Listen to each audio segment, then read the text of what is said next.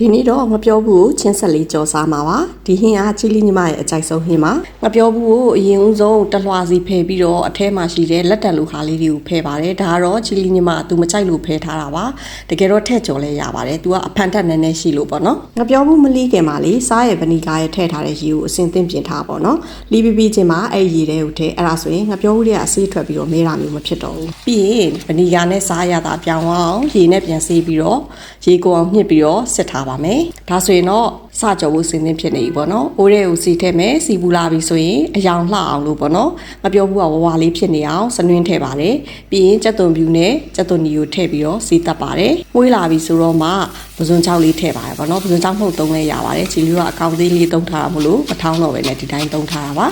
ပြီးရင်ခဏလောက်မှုပေးပါတယ်ပြီးရင်တော့ငပြောဘူးလှီးထားတာလေးတွေထည့်ပါတယ်ငပြောဘူးကဒီလိုစိန်ထားတာတော့နည်းနည်းမဲသေးတယ်ပေါ့နော်နောက်ဆိုရင်ဘယ်လိုစားရဗနီဂါနဲ့မစိန်ဘူးပို့ပြီးမဲလေးဖြစ်တတ်တယ်ပေါ့နော်ခုလိုစလင်းထည့်ထားရင်သူအယောင်လေးလာတာပေါ့နော်ဝဝလေးဖြစ်ပြီးတော့ပြီးရင်ငပြောဘူးလူအောင်ရေလေးနည်းနည်းထည့်ပါတယ်အရသာအတွက်ကတော့စားရဲ့အရသာမှုန့်ရဲ့ထည့်ပါတယ်အားရှိပေါ့နော်ပြီးရင်အချင်းရသာအတွက်ကတော့မကြီးရေထည့်ပါတယ်ငရုတ်သီးစိမ့်လှီးထားတာထည့်ပါတယ်အဆက်ကတော့ကိုကြိုက်တဲ့ပမာဏလိုက်ထည့်ပေါ့နော်ချီလီညီမအဆက်ကိုအရင်မစားနိုင်လို့ဒီလောက်ပဲထည့်ထားတာပါပြီးရင်တော့ငပြောဘူးလေးနူးအောင်အဖုံးအုပ်ပြီးတော့တဲပေးရပါတယ်ငပြောဘူးကနူးညံ့တော့လေအရင်ကြာပြီးတော့တဲစရာမလိုပါဘူးသူ့ရှည်ရရေပေါ့ခုနထည့်ထားတဲ့ရေလေးလည်းခံစီတန်လေးလည်းထွက်လာပြီဆိုရင်တော့ခဏလောက်မှုပြီးတော့ပေါ့နော်ရေလေးချအောင်လုပ်ပြီးရင်တော့ချင်းချင်းဆက်ဆက်ရတာရှိတယ်ငပြောဘူးဟင်းတစ်ခါရလာပြီအကယ်၍မစားဘူးသေးဘူးဆိုရင်ကြော်စားကြည့်ကြနော်အရင်စားကောင်းပါတယ်